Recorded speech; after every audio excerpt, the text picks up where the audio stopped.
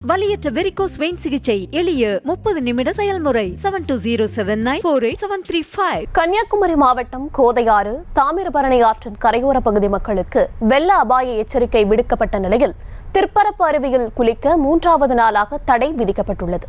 விவரங்களுடன் இணைகிறார் செய்தியாளர் ஆனந்த். விவரம். வணக்கம் தர்ஷினி. கன்னியாகுமரி மாவட்டத்தில் பெய்து வரும் தொடர் மழை காரணமாக மாவட்டத்தின் முக்கிய அணைகளான பேச்சிப்பாறை மற்றும் பெருஞ்சாணி அணைகள் நீர்மட்டம் தற்போது தனது முழு கொள்ளளவை எட்டியுள்ளது. இந்நிலையில் அணையின் பாதுகாப்பு கருத்தில் கொண்டு கடந்த புதன்கிழமை மாலை முதல் பேச்சிப்பாறை அணையில் இருந்து வினாடிக்கு 3000 கன அடி தண்ணீரும், பெருஞ்சாணி அணையிலிருந்து 1000 அடி தண்ணீரும் திறந்து விடப்பட்டு உபரி நீராக வெளியேற்றப்பட்டு வருகிறது.